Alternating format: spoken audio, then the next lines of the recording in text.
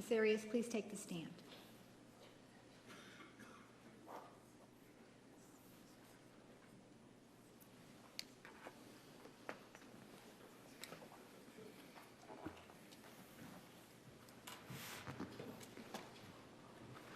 If we would just ask that, as customary, I guess, that the jury be asked about media coverage today. Yes.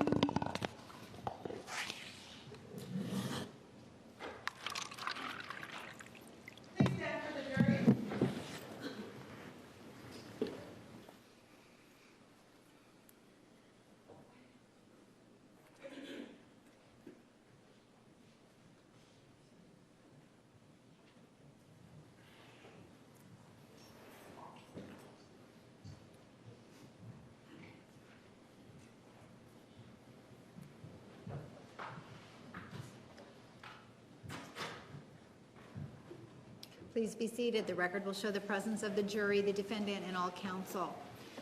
Good morning, ladies and gentlemen. Have any of you seen any coverage of this case in the media? Did you hear anything, see anything? Did anyone talk to you about this case? If so, please raise your hand. I see no hands.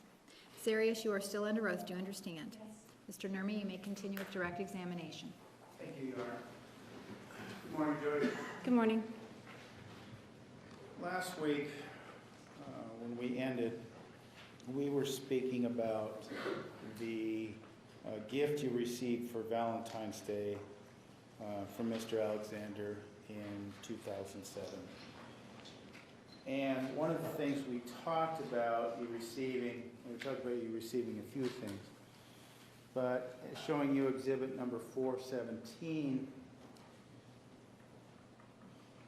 the package you received contained this t-shirt and this pair of shorts or underwear, right? Yes.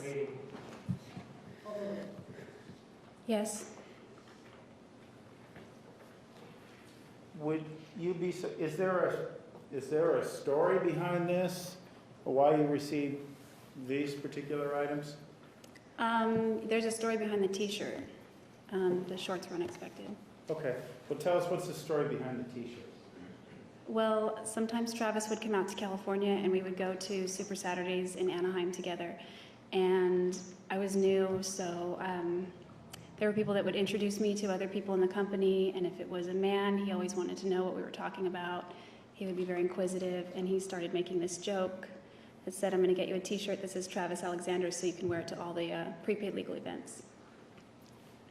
And this was the shirt that he had, as you say, joked about, right? Yeah, we just joked about it. He joked about it occasionally. He would bring it up. He didn't attend all of the Super Saturdays in California, so sometimes I would go, and he would inquire what happened, who I met, that kind of thing. And so it was a joke that came up occasionally from December through January. Okay. Now, you were telling us last week that the other item you received from Mr. Alexander was some Spider-Man underwear. To be clear, could you describe it for us? Was this one pair? Was this several pairs?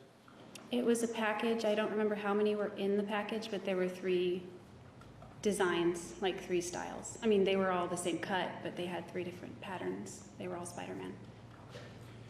And to your recollection, this package of underwear that we're talking about, did this say, because women's or girls or boys, what did it say on it?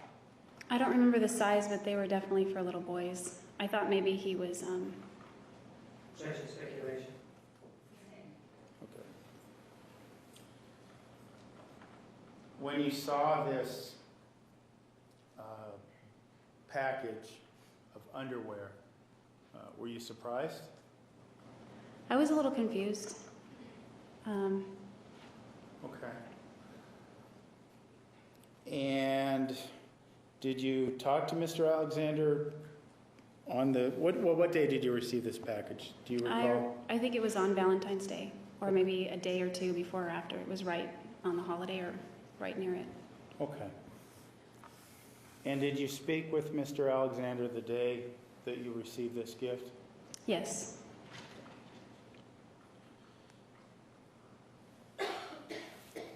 Apart from being confused, did you feel anything else other than confusion when you received this boy's underwear?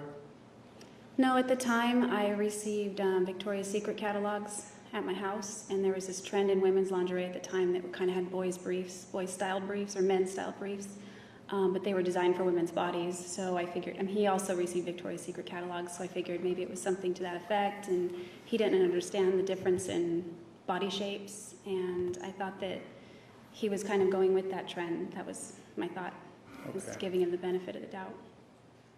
When you talked to him that day, did he explain to you, well, first of all, after speaking with him, was there any doubt that he sent those to you intentionally? After speaking to him, no, there was no doubt. And why do you say that? Well, I called him and we discussed what I received and kind of laughed about it, and then I said, "What's with the Spideys?" I called them Spideys. And Objection, hearsay, she's going to tell us what he said. She certainly hasn't done that. All right. Ask another question.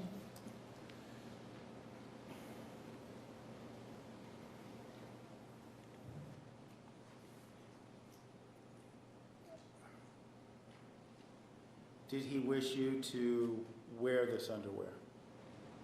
yes, Is this something that fit on your body?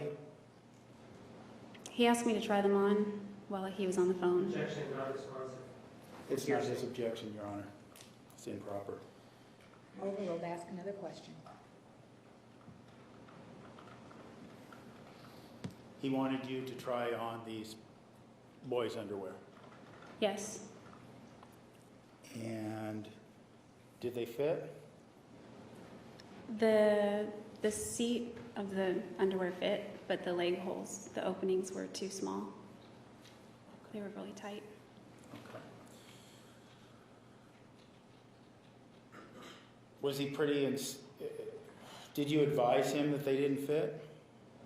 I just told him the leg openings were very tight. Objection, not responsive. Hearsay.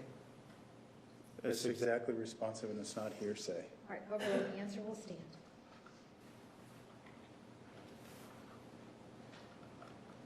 Even though that they did not fit, was there a continued insistence on Mr. Alexander's part that you try on, or that you make accommodations with that underwear so you could wear them? Yes, he suggested a few ideas. Objection, hearsay. Ask another question. It's not being offered for the Truth and Matter Circuit Judge. I understand. Ask another question. Did you have to make alterations to the underwear in order to get them to fit? Yes, Did Travis encourage you to make these alterations? yes,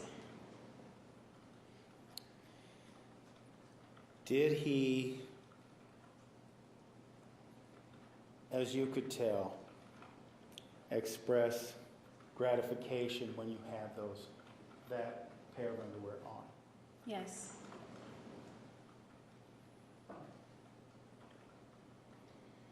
How so? Objection, lack of foundation. When? Sustained. When you were talking on the phone with him, and he insisted that you tried on these boys' underwear that didn't fit you because you're not a little boy, did he express gratification when you had them on your body? Yes. How so? He said that's hot. Objection, hearsay. It's not being offered for the Truth of the Matter Circuit. The answer will stand. He said that's hot. Yes, Did he explain why that was hot? No, I didn't ask him. How did you feel wearing these boys' underwear? Well, not hot. I felt kind of silly. Okay. Did the conversation continue at that point in time? Yeah, for a little bit it did. Was it sexual in nature? Yes, somewhat.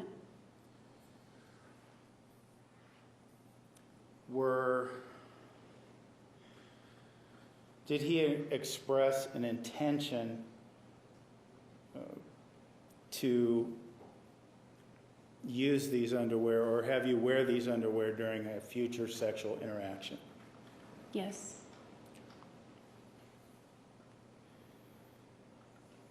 How did you feel about that? I was a little confused, but I was trying to be open-minded. Trying to what? Be open-minded. This sexual interaction that was discussed on the phone regarding you wearing the boys' underwear, did that interaction ever take place? Yes. And when did that take place, as best you can recall?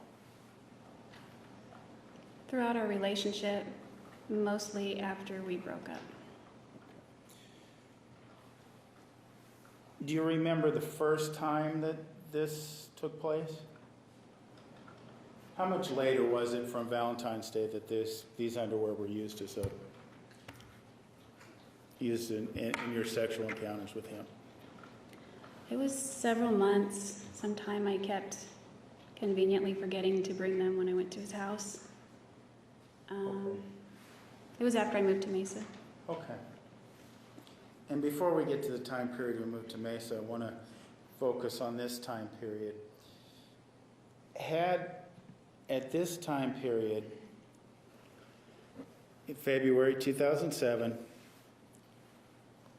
you have not had penile vaginal intercourse with Mr. Alexander, is that right? That's right. Okay. As it relates to Mr. Alexander's temper, had he been violent with you before February of 2007? No. Had you seen instances of his temper prior to February of 2007? Yes. Describe for us, if you could, one of those instances that was powerful to you. Well, it was over the phone. I guess I heard it rather than saw it, but he was... Ask for a foundation. This date.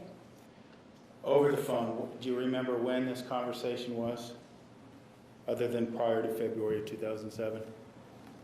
It would have been around the same time, just before Valentine's Day. Okay. So you're speaking with Mr. Alexander just before Valentine's Day 2007, and since you're on the phone, you're hearing examples of temper, not seeing them, right? Yes. Is he yelling at you? He's yelling on the phone, but not angry at me. Okay.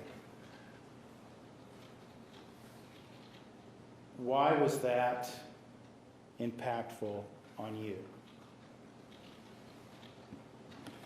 Well, he was very apologetic about it afterward. He seemed a little ashamed. Objection, she was asked why it affected her, not what he did afterwards. How did it affect you, Jodi? It just made me realize that he still had a temper. It was something he had discussed in the past that he used to have, more in his teens, and that he had mastered it and had control over it. So Okay. In addition to this a conversation where you heard instances of his temper prior to February 2007. Did you physically see an instances of his temper prior to February 2007? No.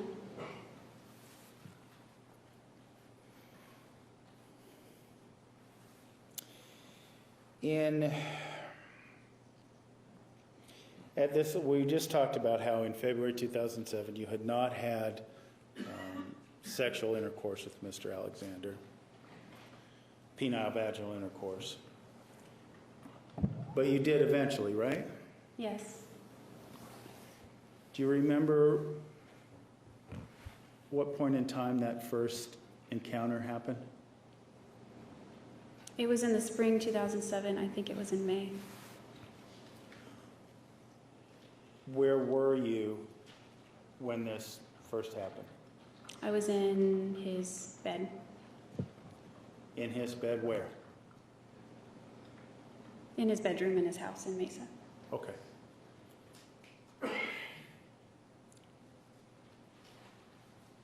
Tell us what happened. We fell asleep. And I woke up and he was on top of me. And he had already penetrated and started having sex with me. Okay. Let's back up a step. That night, you said you were asleep. That night before you fell asleep, did you engage in sexual activity with Mr. Alexander? No. Was he seeking sexual activity that night before you fell asleep? No, we had prayed about our actions and tried to be more, try to be more like in line with the law of chastity, just be less physical.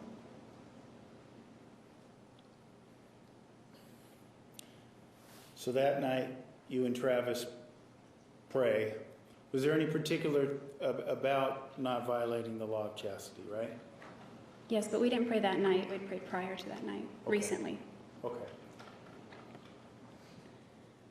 What motivated that prayer that preceded this sexual intercourse?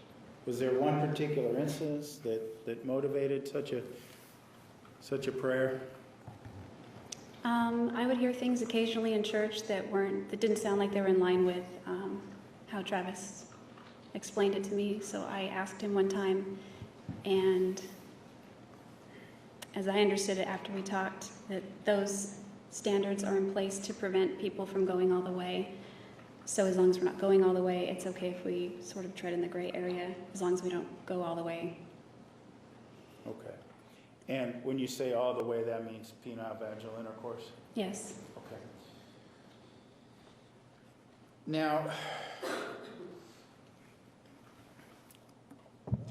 I want to make sure we're clear here because I got a little confusing. That night before you fell asleep and woke up with him inside you, no sexual activity took place?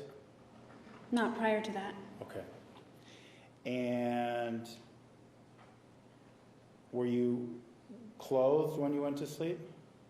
Yes, I was in pajamas. Okay. And what you told us was you woke up with him inside you. Yes. Okay.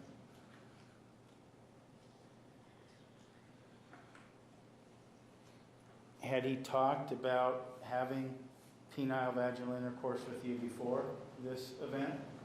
No. Is it something that you desired? Maybe not on a conscious level. It wasn't anything I was actively seeking. We were trying to abstain from it. Okay. Because at this point in time, your mindset was that you both wanted to comport with the vow of chastity, at least as to what your understanding of it was. Is that right? Somewhat, yes. I wanted to comport with the law of chastity because I believed that our relationship would be blessed if we did that.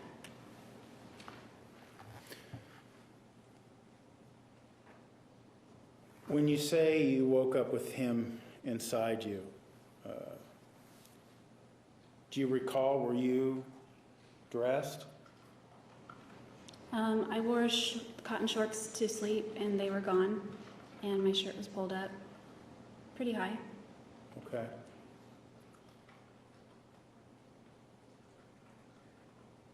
When you came to, what was happening? When you woke up, what was happening? He was in the act In the act of what? of vaginal sex. When you woke up, how did you react? Well, it took me a second to orient myself, and I realized it was Travis, so I didn't feel unsafe or anything. My first thought was, uh-oh, because it wasn't the act itself that I was worried about, but how it would affect our relationship or the spiritual consequences of it. Did you give consideration to the fact that he was having sex with you when you didn't want him to? Objection to pass on that. She just said she wasn't seeking it. Rephrase the question. Did you want him to penetrate your vagina with his penis while you were sleeping? It's nothing I had thought about. Okay. So when you woke up and you found him penetrating your vagina with his penis, your concern was primarily the vow of chastity, right? Or the law of chastity, excuse me, The consequences. the consequences. Did you give thought to the idea that this man was having sex with you while you were not conscious? No, I didn't give thought to that idea. I felt kind of Objection. responsible. Sorry. How did you feel? I felt like I was partially responsible because I went to sleep next to him. I was wearing cute shorts, a little t-shirt, so, I mean, we might have fallen asleep cuddling, I don't remember. But I just felt like being in his bed, you know, sleeping there, that it wasn't entirely his fault. Like, maybe it was invited. Okay. Invited just by you being there, right? Yes. Okay. When you woke up, did you tell him to stop? I don't think I said stop. What do you recall happening after you woke up? I said his name, and I remember he was on top of me and behind me. I was on my stomach, and he was kind of heavy, so I started to squirm a little bit to get out from underneath him, and I think, well, he began to quicken his pace, and finally I don't know if he pushed him off of him or I scooted out from under him, and he rolled over and pulled me on top of him and then started pushing my head and my shoulders under the covers.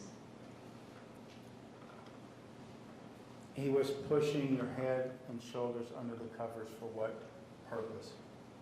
Well, I presumed oral sex. Did he ask for oral sex? Did he verbally say anything to that effect? No, no words were spoken.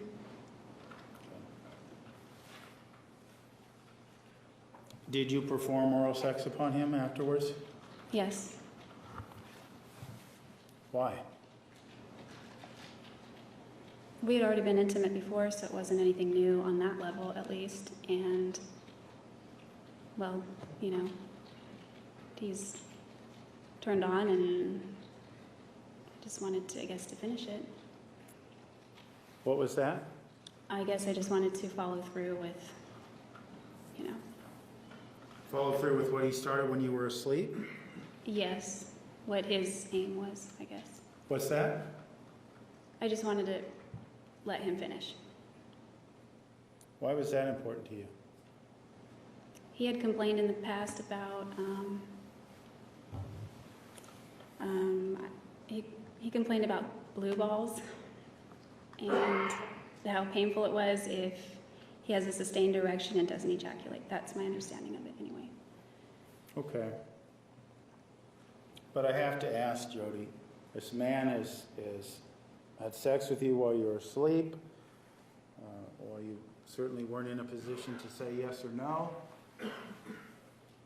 why would you care about his physical condition? At that point, I knew that I loved him and I cared about him, so it felt kind of natural, even if it was frustrating. Okay. After this sexual intercourse and this activity took place, did you ever confront him about what he had done? No, we actually never talked about it. Why not?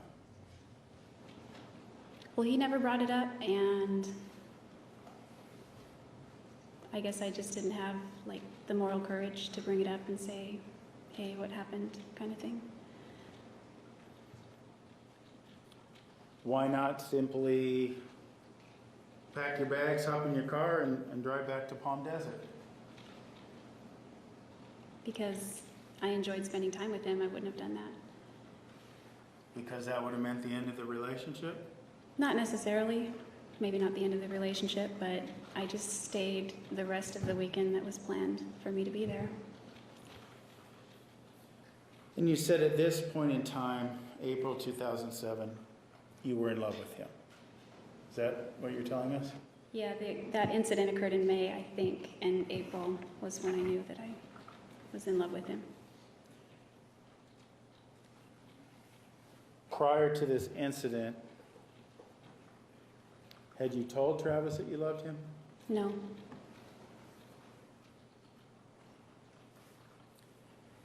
You said after this incident, you spent the rest of the weekend with him.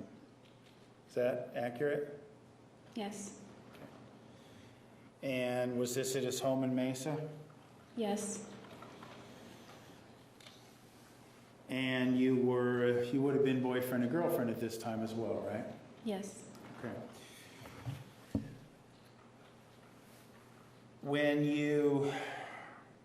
Well, let me ask you this. What did you do the rest of the weekend? You stay home, you go out? I don't recall the specifics of that weekend, but we would have gone to church. I believe that was the first time I went over to his friend's house. He went to his friend's house every Sunday for dinner, so I went with him that time. Just general things, hanging out. Okay. And when you went to this friend's house, is this the incident we discussed last week where he didn't introduce you to as his girlfriend, that sort of thing? Is that right? Yes, at his friend's house he didn't. He introduced me. I was in their home, but not as his girlfriend. Okay. When you went out in public, in the Mesa area or around his home, when you were out in public, were you guys holding hands? Were you kissing? You have your arm around each other? Was any of that physical affection apparent? No, not in Mesa. Okay. And I don't just mean Mesa specifically, the whole valley, just so we're clear, the whole valley, anything else, anything you did while you were in public, was there physical displays of affection that might lead someone to believe you're boyfriend and girlfriend? There were when we were in other geographic locations. What do you mean, away from Mesa? Yeah, like Disneyland or... Okay. You went to Disneyland that weekend? I don't think we were in Arizona when all this occurred, so no. I just want to talk about this weekend. Oh, okay. Okay? So when you're in the Mesa area over the weekend, just to clarify, there's no physical displays of affection in public, right? No.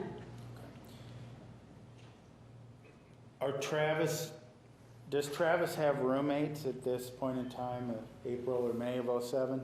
Yes. Okay. And are you spending the night in his room or are you sleeping elsewhere? I'm staying in his room. Okay. Now we talked about the lack of physical affection displayed in public. We already heard about one incident. Were there physical displays of affection once Travis locked his bedroom door? Yes. What happened the rest of the weekend? Was there more penile vaginal intercourse? No, that was the only time at that point. What other actions took place over that weekend? I don't recall specifically that weekend. I just remember it from that incident. That was one that I won't forget. Well, let me ask you this about all the other sexual interactions that took place over the weekend. Were you awake? Yes. Were you, on those occasions, a willing participant in the sexual activity? Yes.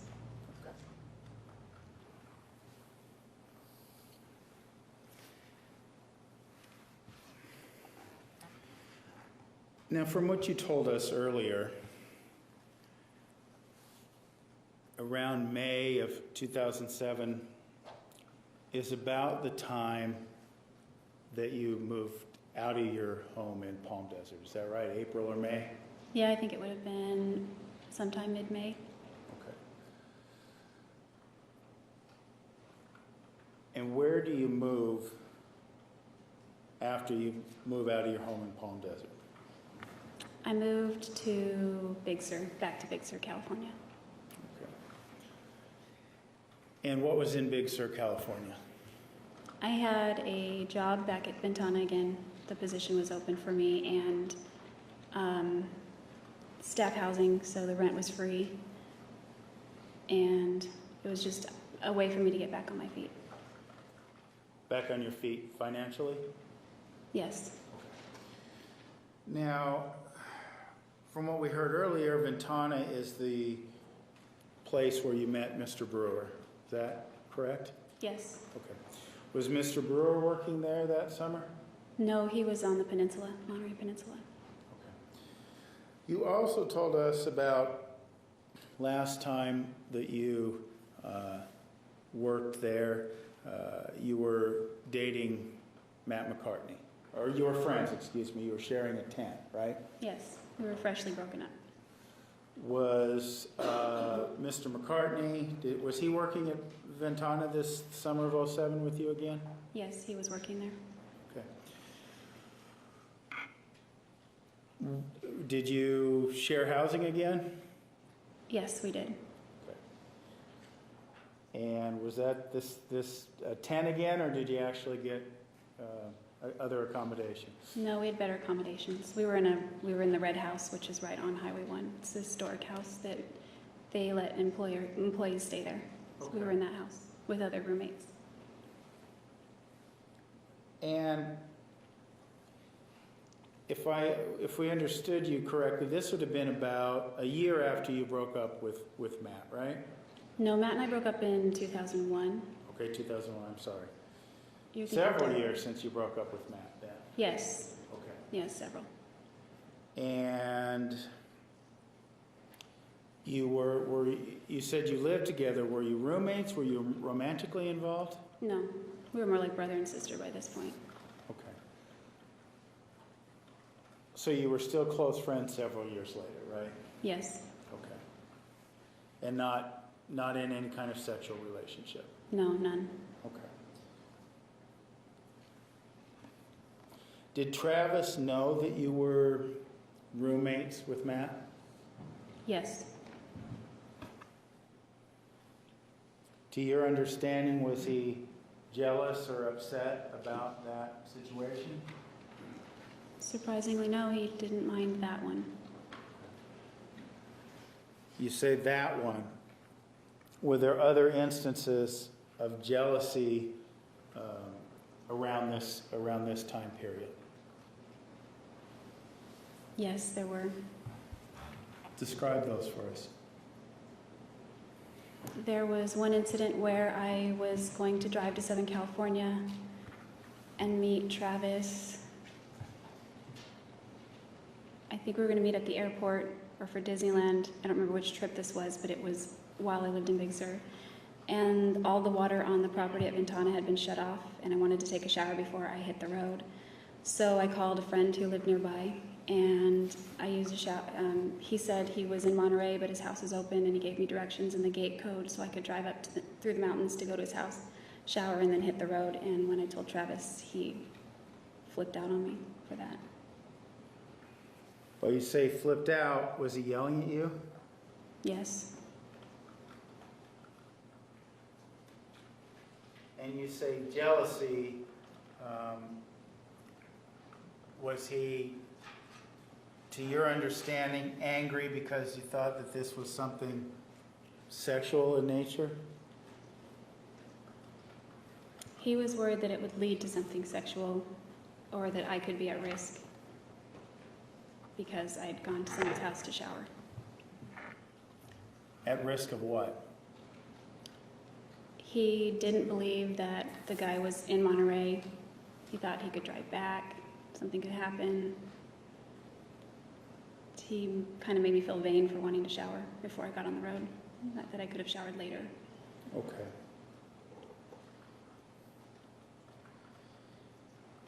Now this jealousy you're talking about, was this expressed when you arrived? You were supposed to meet Mr. Alexander in Southern California, right? Yes. Was this something that was displayed before you got there or when you arrived, or perhaps both? Over the phone on the way there. Okay. And do you recall, I know you said that you don't know which trip it was, do you recall how long it took you to get to the place where you were going to meet Mr. Alexander? I left in the late morning and arrived shortly before sunset. I don't remember, maybe 6, 7 hours. Okay. So several hours later when you get there, is this jealousy about the shower, is that still an issue? No, not at this point. He was Okay. with Josh Ward, so he wasn't really displaying that. Was it brought up at any point in time later during this trip? It's something he didn't really let me live down for a while, but it didn't lead to any major fights. Okay. Now this trip to Southern California, you say you don't recall where it was. Is that accurate, where you went? I think we were flying to New York at that point. Okay. And this is summer of 2007, right? Yes. Had you expressed, I know you told us you hadn't in May, had you expressed to Mr. Alexander that you loved him? No. Had he expressed to you that he loved you? No. Well, we did way back before our relationship. But while we were dating, it wasn't I love you too kind of thing. Okay. Now you mentioned you were flying to New York. Why were the two of you flying to New York? Well, there was more church history, places that were significant to the history of the church there. And I had won a trip to Huntington Beach for some of my production in the company Prepaid Legal. So I put him on my ticket as the extra person, and we decided to use one of the flights to fly from Rochester to LAX instead of just driving there, so that we could actually get out to New York for half the price and then have Prepaid Legal pay for our flight back. Okay. Just so we're clear as well then, on this trip you said you flew into Rochester, New York. Is that right? Yes, we Okay. did. Wait, we flew into Cleveland on the way there, flew back from Rochester to LAX. Okay. Let me just ask you this for clarification then. Was it just you and Travis on this trip to New York? Yes. And you said this was to be another church history trip, right? Well, church history, and there were other travel goals that we had also at that time. What do you mean by travel goals? In that same spring, Travis had discovered a book called 1,000 Places to See Before You Die, and he thought it would be a cool goal to have, maybe a lifetime goal to try to check off as many places as he could and I began to join him in that pursuit. And so Niagara Falls is on the list. So while we were out east, we saw Niagara Falls and the Finger Lakes in upstate New York and the Rock and Roll Hall of Fame in Cleveland, Ohio.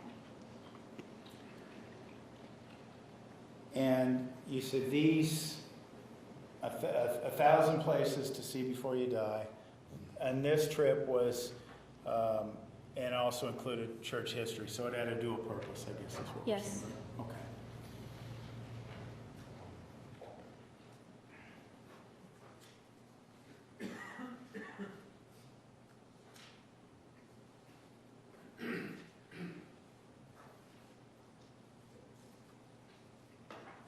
May I approach you, ma'am? Yes.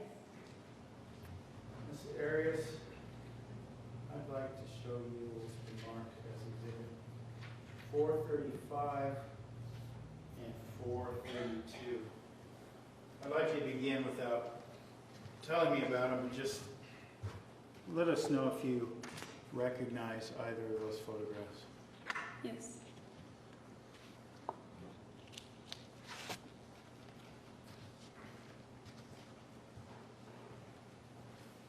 I'm going to move to admit exhibits 432 and 435.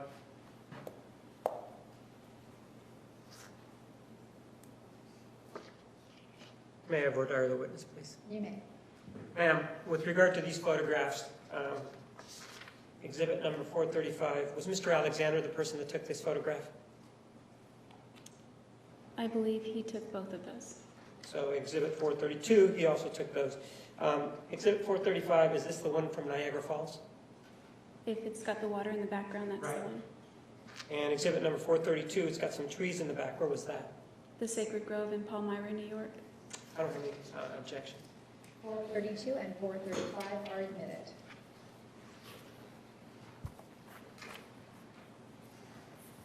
This trip, I've been showing you what's been marked exhibit 435. Put that in there.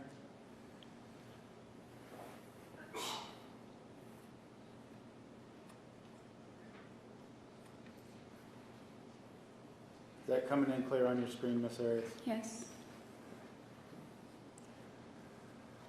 This was taken at, based on what you said moments ago, this was taken at Niagara Falls, right? Yes. And this was part of the trip we were talking about, church history and 1,000 places to see before you die, right? Yes. Okay. In this photograph, it appears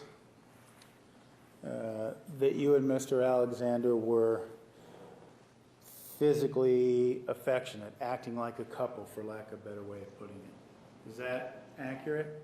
Yes. Was that the way it was throughout this entire trip? That trip, we acted that way, but it was a pretense. What do you mean a pretense?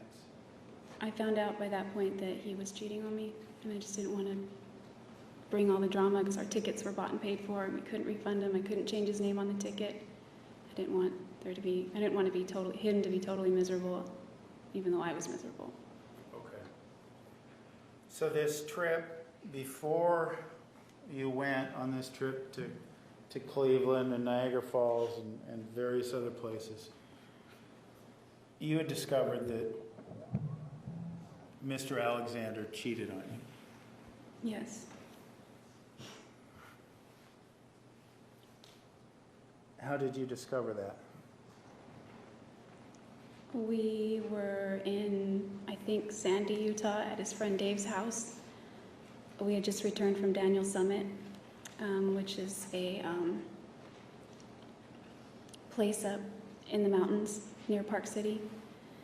And I had been getting my suspicions about things. He was treating me a little differently, a little more distant, a lot more flirty with other women, and it just made me uncomfortable.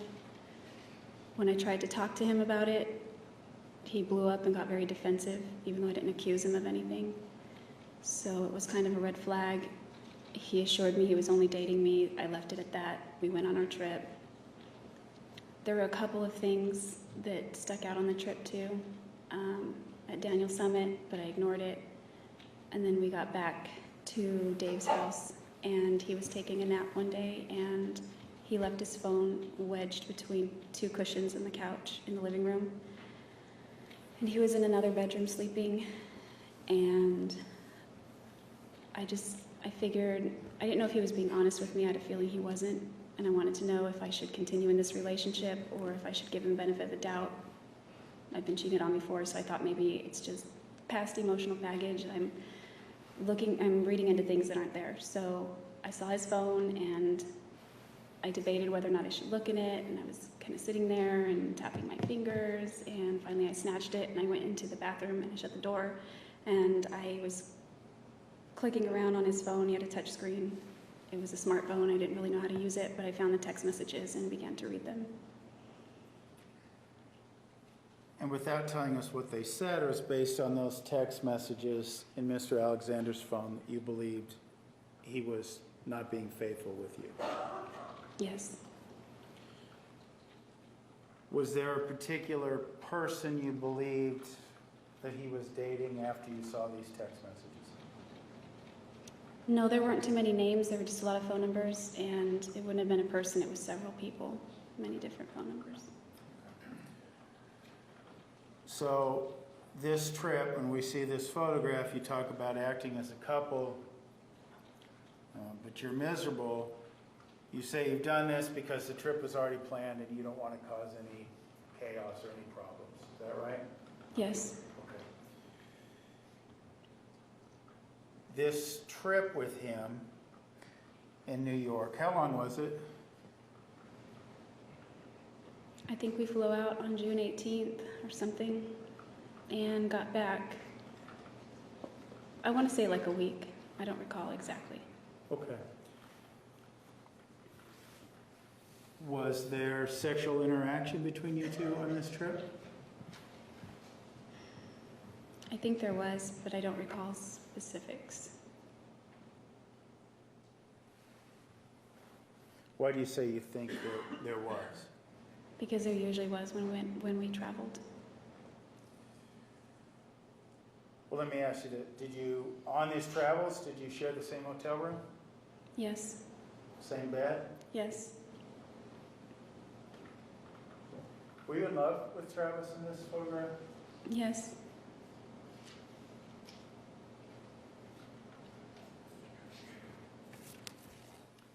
Let me show you what's been marked as Exhibit 432.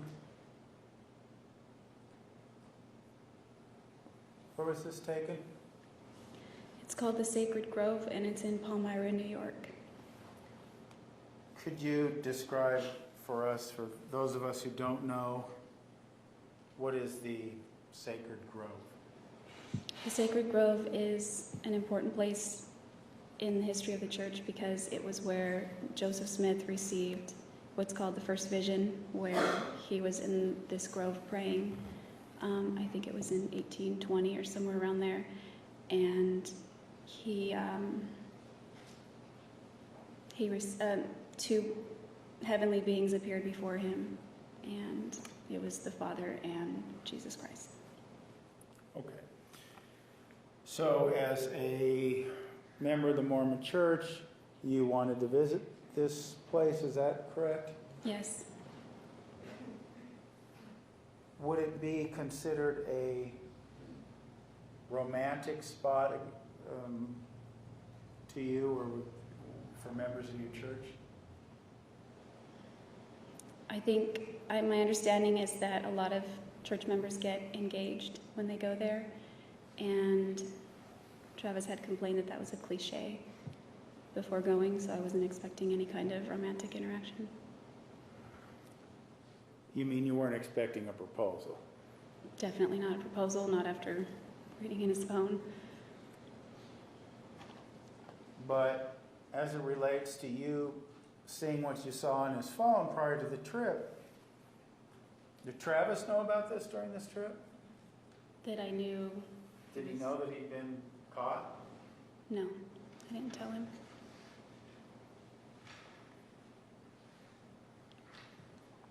So, for 7 days then, on this trip, you grin and bear it, so to speak,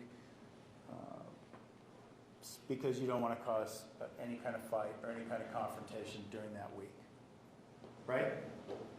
Yeah, more or less. Okay. And I say specifically related to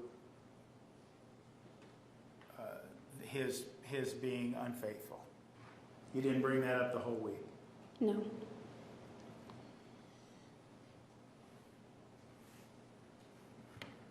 The trip itself, was it then harmonious, or were there fights anyway? We did have a fight in Ohio. It was just a little, I don't remember.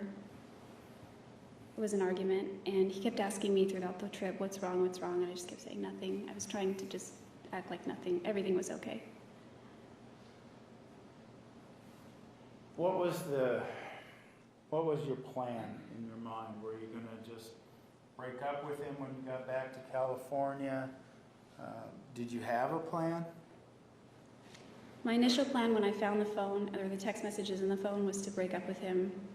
I didn't want to cause a lot of drama at Dave's house, so I decided we would wait till we got back to Mesa. And then we got to Mesa. Travis was kind of domineering, so I didn't want to, I was worried about confronting him. He got very upset last time I even hinted at it without even accusing him of anything. So, Hang on a second, Jodi, before you get too far down the road. You said when you returned to Mesa, weren't you still living at Big Sur at the end yeah, of this trip? I'm sorry, we flew back to, we flew to LAX that time. So then we had the Huntington Beach thing, and then we had Disneyland one more time, and then I was going to do it. Okay. So obviously, you didn't have to be back at your job at Big Sur for an extended period of time, right? Yeah, about a week I think I took off. Okay. But you said you landed and you went to Disneyland and that sort of thing. You didn't have a job to go back to? I did. But you still had some days off in Yes. LA? Yes, we had four nights, 5 days in Huntington Beach. Okay. The Huntington Beach trip, that was work-related, is that right? Prepaid legal? Yeah, it was a reward, being work-related. Okay. Was it strictly a vacation, or was it also a meeting? It was mostly vacation, mostly leisure. There was like maybe a few speeches given, but it wasn't centered on training or anything like that. Did you and Mr. Alexander share a hotel room when you stayed in Huntington Beach? Yes. Was there sexual activity during that meeting at Huntington Beach? I believe there was. I think the part that's hard to understand, Jodi, is this idea that you just didn't end it. Objection, vouching, hard to understand. Oh, you know. Rephrase. Explain to us why after a trip to New York, you're grinning and bearing it, you get back to California, why are you still willing to put up with this? I think I was in denial at the time. I knew it was going on, and I think it was a convenient reason to deny it because we had this vacation that was paid for. There was no refunding it. If we had changed flights and things like that, it would have cost even more fees. But I'm talking about when you got back to Huntington Beach. You're Well- back. You're back from New York. There's no flights. There's nothing. I mean, I couldn't imagine him kicking him off the trip and saying, "Get out of my room." He was there, and Why not? we had friends that there's a lot of things to do in Huntington Beach. There are shops on the sidewalks and restaurants, and there's the beach itself, and there were pools and Okay. hot tubs. It's a great place, and I'm sure both of you wanted to be there, and Travis probably wanted to be there. But that doesn't really get to my question. My question is, why aren't you done with him at that point in time? Why don't you kick him out of your room? I didn't have a lot of self-esteem at that time. And I was kind of a doormat, and I didn't assert myself, and I was in denial, and I knew it had to happen. I wanted to hurry up and get it over with because that was going to be the hard part. I knew the relationship couldn't continue like that. I was kind of waiting for the right moment to tell him. And while you're waiting for the right moment, you're still, to your recollection, not specific days or times, but you're still engaging in sexual activity with him while you're waiting for this right moment, right? Yes, on occasion. Why was that okay with you? Well, sometimes when we did those things, it made me feel loved, depending on how we acted during the incident. During this sexual interaction, right? Yeah. You felt when you were what you seem to be telling us is that when you were engaging in sexual behavior with Mr. Alexander, you felt completely loved by him. At times. At times. When you were not having sexual interactions with him, did you also feel, to use your words, completely loved? Objection. Those are counsel's words, not the witness's words. Completely loved. He used them, not hers. That's exactly what she said. Let me answer. Will you repeat it? I'm sorry. I'm going to try.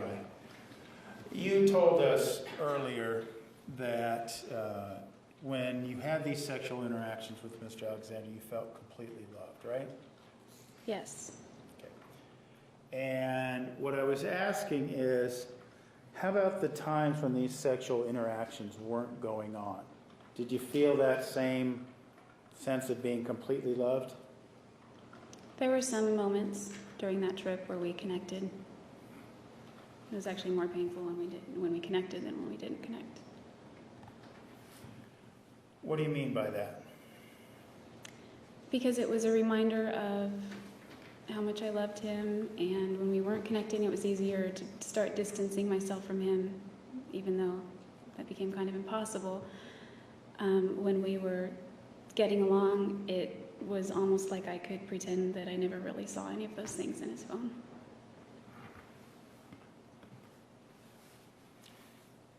At this point in time, had he told you he loved you? Not since we had begun officially dating. Okay.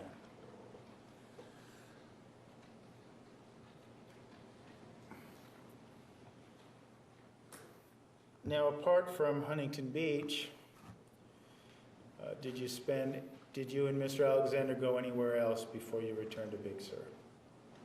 Yes, our friend Jeff drove us to Disneyland, to Anaheim. Okay. And you said your friend drove you, but did the three of you go to Disneyland, or was it just you and Travis? Just Travis and I, he dropped us off. Okay. And this was part of the Huntington Beach trip, is that accurate? Yeah, this is all one same trip. Okay. And when you and Mr. Alexander were at Disneyland, were you holding hands? Were you acting like boyfriend and girlfriend? Somewhat.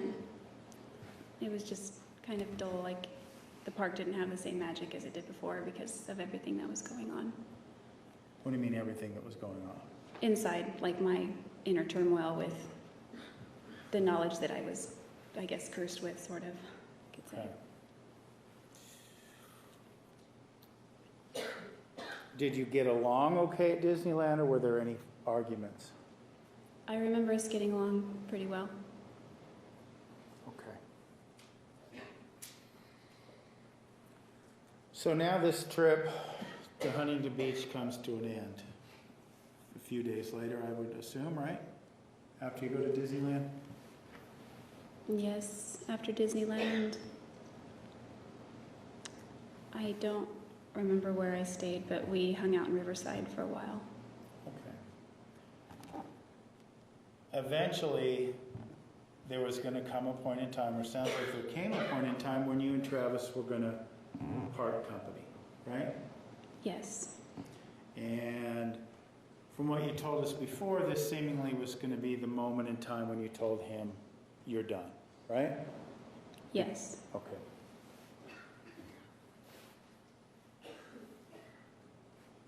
Where do you recall where you were when the two of you were to part ways? Well, I'd planned to drop the bomb in Riverside when I was dropping him off at his grandmother's house, and I couldn't get up the courage to tell him. Okay. So you say you're at his grandma's house in Riverside, you're dropping him off, and you don't have the courage to tell him. Yes. Are you leaving Riverside that day, or do you stay with Mr. Alexander at Riverside? I'm leaving town and driving back to Big Sur. Now, I believe earlier you told us that you had met his grandmother 3 times. Is that right? I think I did meet her 3 times, but I don't remember at that point if that was the second or third time. Okay.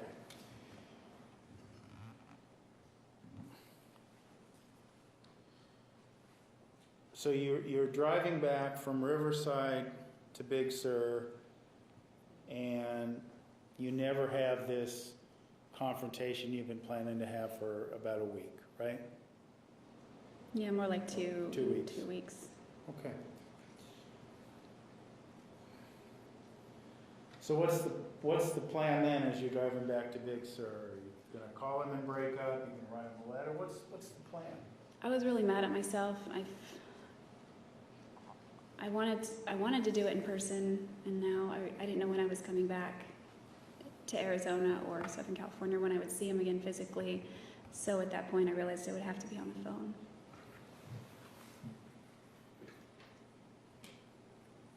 Did you ever then have the talk that you were dreading for so Yes. long? Yes. And that was over the phone? Yes.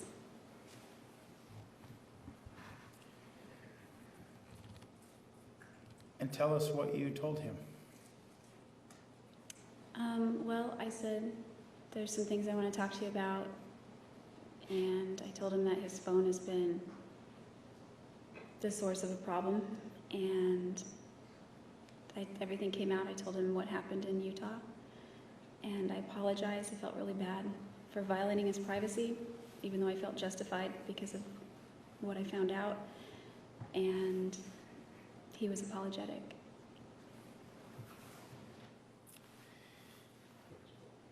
You say he was apologetic. Did you end up breaking up with him after this conversation? The conversation evolved. His apology was weak, I thought. And I said, in an indirect way, I said, I don't think either of us is ready to be in the kind of relationship that we thought we were having. Was that then, when you said that, was that really, or this conversation, was that really the end of yourself and Travis as a couple? As an official couple, yes.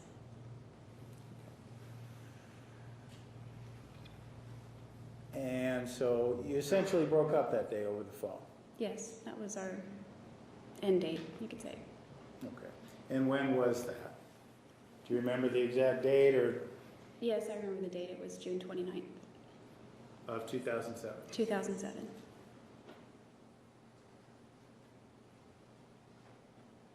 Now, after you have this breakup on June 29th, 2007, is that the last you hear of Travis Alexander? No, How long was it, in terms of days, maybe hours if so, how long was it before you spoke with Mr. Alexander again? He called me the next morning. He was still in Southern California. And just so we're clear, you were in Big Sur, right? I was in Big Sur. And what was the subject matter of that conversation? Well, I don't remember how it started. I think he was at his friend's house. I'm responsible was the subject of the conversation. It's not his objection, Your Honor. Overruled. Restate your question. You say he called you the next day. Do you know where he was calling you from? I understood that he was at his friend's house, Chris and Sky's house in Southern California. Okay. And was he wanting to get together with you? Was he wanting to continue the conversation? Tell us the subject matter of the conversation. At first it was about what he was doing there, so that's why I figured he was there. And then we didn't continue the conversation from before. It was a lot less dramatic. And I don't know what room he had holed himself up in, but the conversation began to turn sexual. And What do you mean sexual? well, he began to just say things like he's been horny lately, and You're saying It's not being offered for the truth of the matter asserted, Judge. Approach.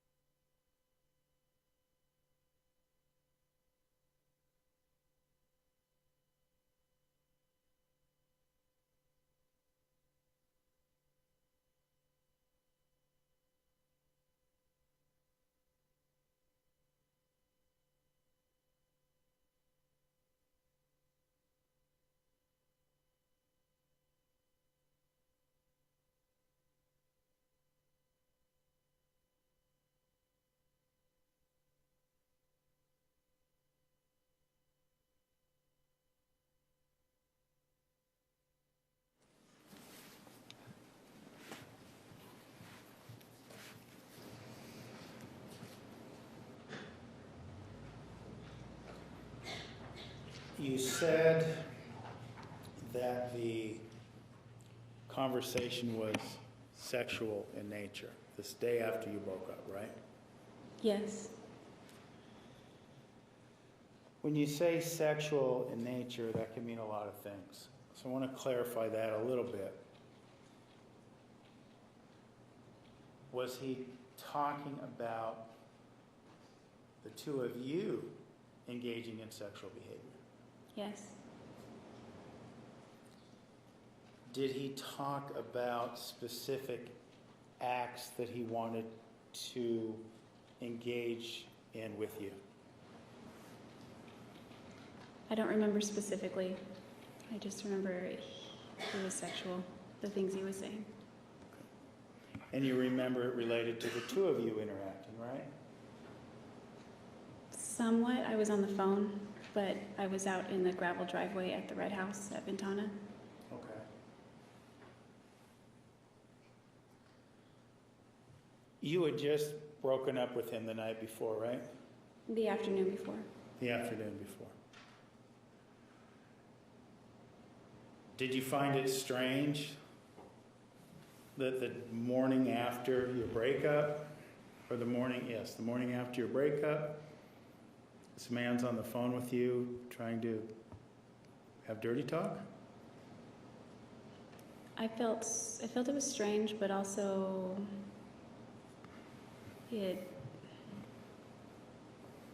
I really had low self-esteem at this time. It made me feel better, actually. What do you mean? Describe that for us. What do you mean better? Well, he had made promises to change. He said those women didn't mean anything, that kind of thing. Objection, hearsay. Not being offered for. So, So he told you those women didn't matter and you did? Is that what you're Yes. saying and why you felt good about it? yes, he said, I swear I'll change, just give me a chance. So this was I don't know, I still loved him, and so I thought that he was serious about changing, and so I continued to be intimate with him. Well, let's not get too past the phone call right now. Let's say you continued to be intimate with him. Did you reciprocate the sexual tone of the conversation that you had with him the day after you broke up? At first I didn't really know what to say, because he had, Objection on responsive, yes or no? It's not his objection, Your Honor. I'm going to sustain the objection. Ask another question. Were you, the day after you broke up with him, was it your hope, oh, I hope Travis calls me and talks dirty to me? no, I wasn't thinking that. When he did start talking dirty to you, why not hang up the phone? I wouldn't have hung up on him. He wasn't being mean or anything. What's that? He wasn't being mean or anything. But you just found out he was cheating and you broke up with him. Why even talk to the guy, Jodi? He promised to change, and I still loved him. Let me back up again, and you might have already answered my question with what you just said, but why even pick up the phone to begin with?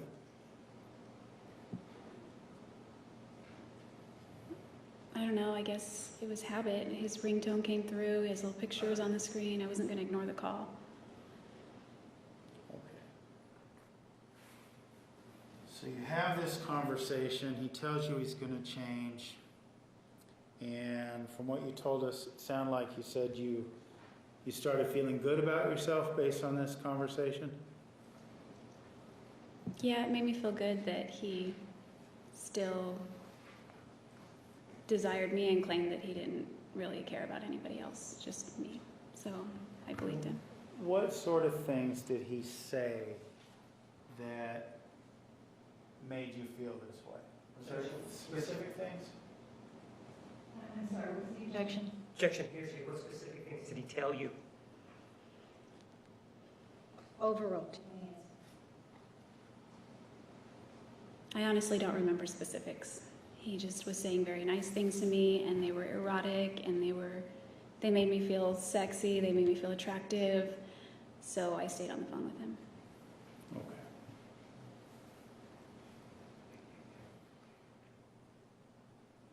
Now, if we understand correctly, you're in Riverside, or excuse me, he's in Riverside, you're in Big Sur when this phone conversation took place, to your understanding, right? I think he was in Temecula, but somewhere in Southern California. He was still in Southern California. Okay. After this conversation, what is the next contact you have with him? Are you talking on the phone? Do you see each other in person? We pick up the routine again of when he calls me at night, and his calls began getting very late, almost to 4 in the morning. So I just went to sleep and then waited for him to call. So, after you break up, are you back together again? You said it's the same old routine. Are you back together again? Do you say, okay, we're boyfriend and girlfriend again?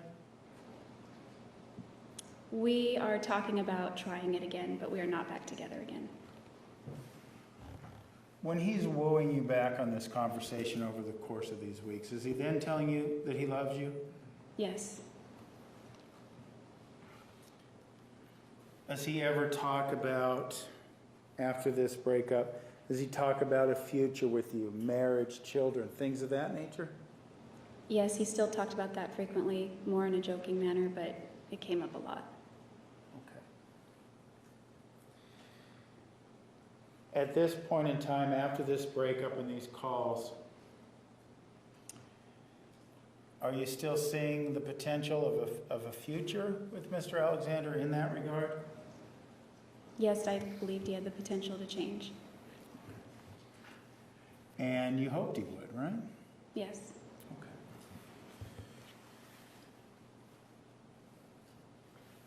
So you talk about this same old routine, and these calls are getting later. What time are we talking these calls are happening now?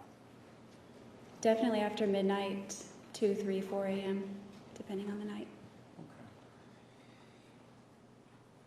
Okay. And are these calls also sexual in nature? No, they're more just loving, actually. And what do you mean by loving? Describe what you mean by that. He was acting more like the same guy I fell in love with, and he was just being very sweet and wanted to know about my day, told me funny things about his day, and when he talked about the future, he kept saying we or us, things like that. And nothing sexual in these calls? No, I don't think so. Okay.